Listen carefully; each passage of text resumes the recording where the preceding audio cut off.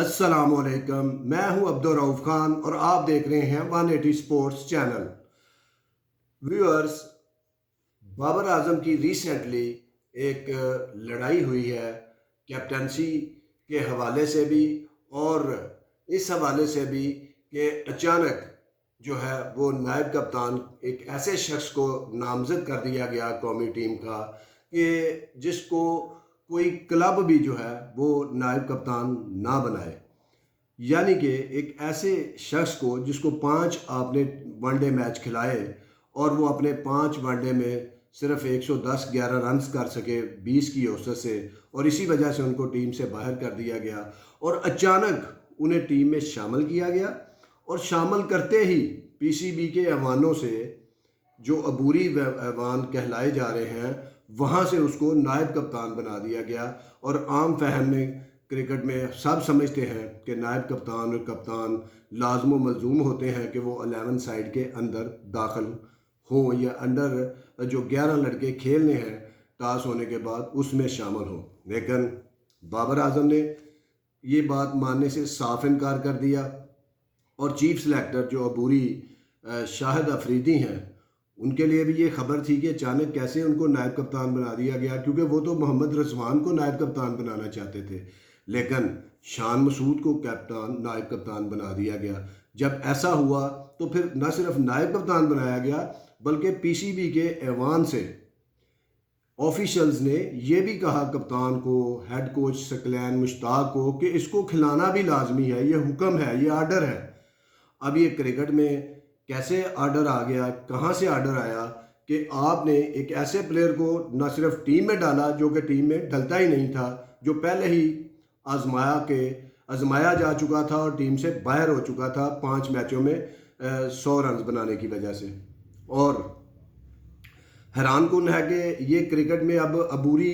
Chief selector لگ گیا، عبوری چیئرمین آ گیا، عبوری مینجمنٹ کمیٹی آ گئی، اب عبوری کپتان نائب کپتان بھی بننا شروع ہو گئے ہیں۔ اور بھائی، آپ کو تو لائے تھے کرکٹ کو بہتر کرنے کے لیے، آپ بنی بنائی کرکٹ کو خراب کر رہے ہیں۔ ہاں، کویسچنیبل ہے ان کی کیپٹنسی، کویسچنیبل ہو سکتی ہے بابر اعظم کی، وہ سیکھ رہے ہیں، وہ ٹھیک ہو رہے ہیں دن بدن، اور وہ ابھی صرف 27 سال کے ہیں، 28-27 سال کے، ابھی وہ 4-5 سال تینوں فارمیٹ میں کیپٹنسی کر سکتے ہیں۔ اور ہم نے دیکھا ہے ماضی میں کہ جتنے آپ کپتان بنائیں گے 3 فارمیٹ میں، اگر آپ 3 کپتان بنائیں گے تو پھر ڈیفینیٹلی پلیئر پاور پھر جنم لے گی، جس کا بڑی مشکل سے پاکستان میں خاتمہ ہوا ہے۔ ہم نے 1990 کی دہائی کے بعد ہم نے دیکھا کہ کیپٹن کس طرح چینج ہوتے تھے، بدلتے تھے، آفیشلز کوئی کسی کو کپتان بنانا چاہتا تھا، کوئی کسی کو چاہتا تھا، اور فکسنگ ہو رہی تھی، اور جو ٹیم سے باہر ہوتا تھا جب اندر آتا تھا تو اس کو کپتان بنا دیا جاتا تھا۔ اور بعد میں جب وہ جسٹس کیوم رپورٹ آئی، پتہ چلا کہ ہر کوئی فکسنگ جوا کھیل رہا تھا، میچ بیچ رہا تھا، پاکستان کو بیچ رہا تھا، اور ہر کوئی اس کو اس بیچنے کو ایزی کرنے کے لیے اپنی اپنی مرضی کے کپتان لا رہے تھے، یا سمجھ لیں کہ وہ کوئی روکنا بھی چاہتا تھا، بیچ میں سے کوئی روکنے والے کپتان بھی آ رہے تھے، اور پھر ٹیم میں اتنے سارے کپتان ہو گئے کہ پاکستان 1999 کا ورلڈ کپ بھی ہار گیا۔ 2003 میں تو یہ ہوا کہ کپتان بنا رہے تھے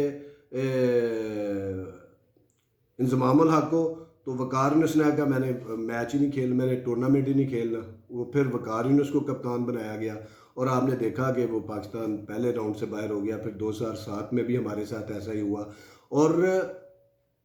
اور ہم نہ کوئی ماضی سے سیکھتے ہیں نہ کرکٹ کو آگے بڑھنے دیتے ہیں۔ اب یہ بابر اعظم کو جو بھی کپتانی سے ہٹانا چاہتا ہے، یہ جو لڑائی ہوئی اس نے بڑا ٹینس کیا ماحول کو، اور اب ایک آدھ کوئی سیریز ہارنے کی وجہ سے ہو سکتا ہے کہ بابر اعظم کو کسی 1-2 فارمیٹ سے کیپٹنسی سے ہاتھ دھونا پڑ جائے، کیونکہ نجم سیٹھی بھی اس کے یہ چاہتے ہیں کہ کوئی کپتان بنے، اور نجم سیٹھی سے یہ پوچھنا چاہیے انٹرم کمیٹی کے جو 12 لوگ اناؤنس ہوئے ہیں ان کو کہ بھائی نجم سیٹھی صاحب، آپ کو کس نے کہا کہ شان مسعود کو کپتان بنائے؟ وہ طاقت کا نام تو بتائیں، آخر پتہ تو چلے کہ پاکستان کی کرکٹ کو برباد کون کر رہا ہے behind the scene.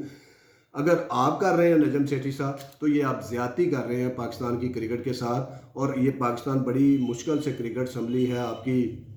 P S L کے پہلے ایڈیشن کی فکسنگ کے بعد، 2010 کی فکسنگ کے بعد مصباح الحق جس طرح لے کے چلے کرکٹ کو، اور اس کے بعد سرفراز نے 2-3 سال کیپٹنسی کی، اور سرفراز کی بھی باتیں ہو رہی ہے کہ اس کو ٹیسٹ کپتان بنا دیں۔ تو اس طرح پھر عابد علی کو بھی ٹیسٹ کپتان بنا دیں، اس نے بھی پہلے ٹیسٹ میں سینچری کی تھی اور اس کے 1200 رنز ہیں. تو یار یہ اگر آپ اس طرح کر رہے ہیں، پاکستان کی کرکٹ کے ساتھ کھلواڑ کر رہے ہیں، تو اس طرح تو کرکٹ جو ہے وہ بالکل بالکل کلب لیول سے بھی نیچے چلی جائے گی کہ آپ اپنی مرضی کا کپتان بنائیں، جس کو دل چاہتا ہے نائب کپتان بنائیں، تینوں فارمیٹ کے الگ الگ کپتان بنا دیں، پلیئر پاور کو پھر سر اٹھانے کا موقع دے دیں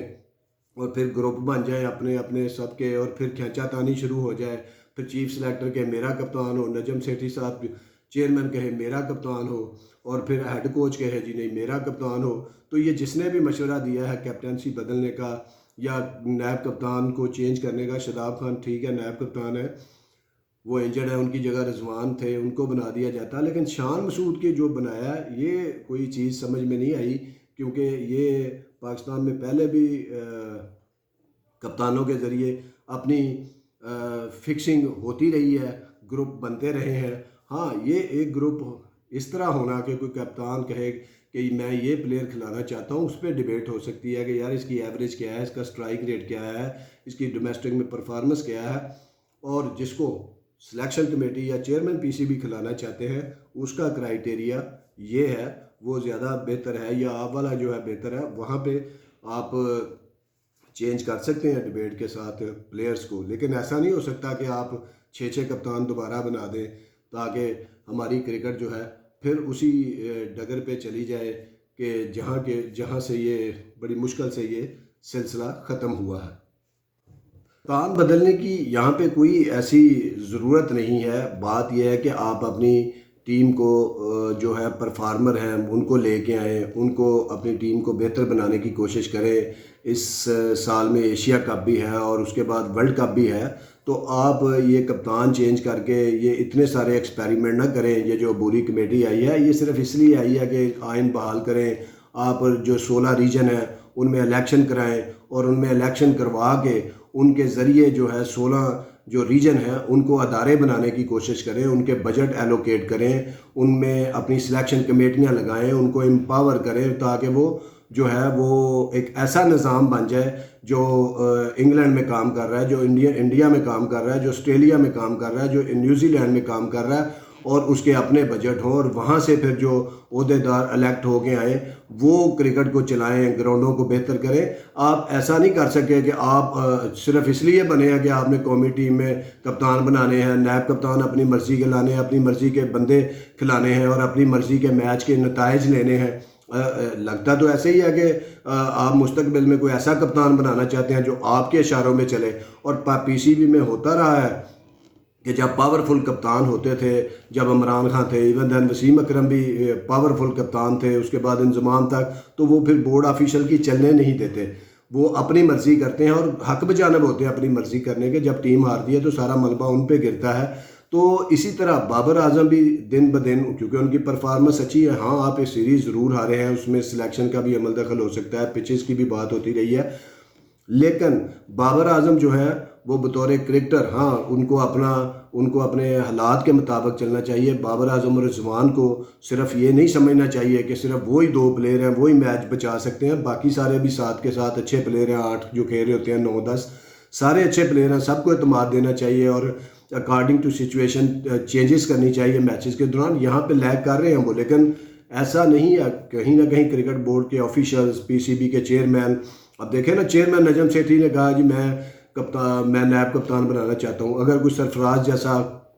کمزور کپتان ہوتا یا کوئی اور کمزور کپتان ہوتا تو اس نے کہنا تھا آمین. چونکہ بابر اعظم پاورفل کپتان ہے، اب بن رہے ہیں آہستہ آہستہ اور ان کی پرفارمنس بھی اچھی ہے، تو انہوں نے انکار کر دیا. اور ان کے انکار کے بعد اب یہ بات چل نکلی ہے کہ ہر فارمیٹ کا نیا کپتان ہوگا، ہر ایک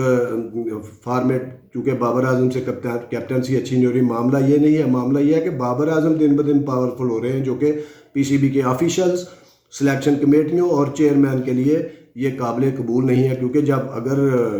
کپتان پاورفل ہو گیا تو پھر وہ سلیکشن میں بھی مداخلت کرے گا، پھر وہ اپنی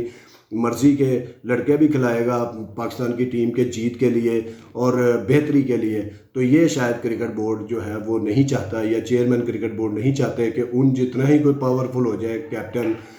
جس طرح ماضی میں ہوتا تھا تو وہ کسی سلیکٹر کی نہیں سنتے تھے غلط بات یا کچھ اس طرح کا، وہ اپنی مرضی کے اچھے پلیئر کھلاتے تھے اور وہ نتائج بھی دیتے تھے اس وقت. تو اب بات یہ ہے کہ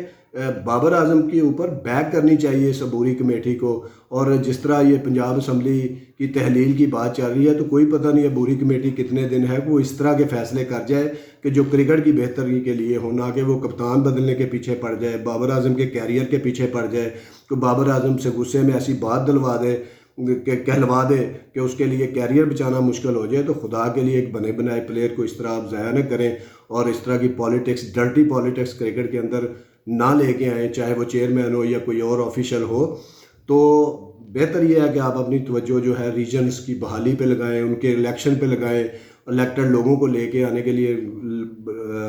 اپنی توانائیاں صرف کریں اور وہاں پہ اپنا فنڈ، پیسہ پھینکیں، توانائی، انرجی پھینکیں تاکہ پاکستان کی کرکٹ بہتر ہو.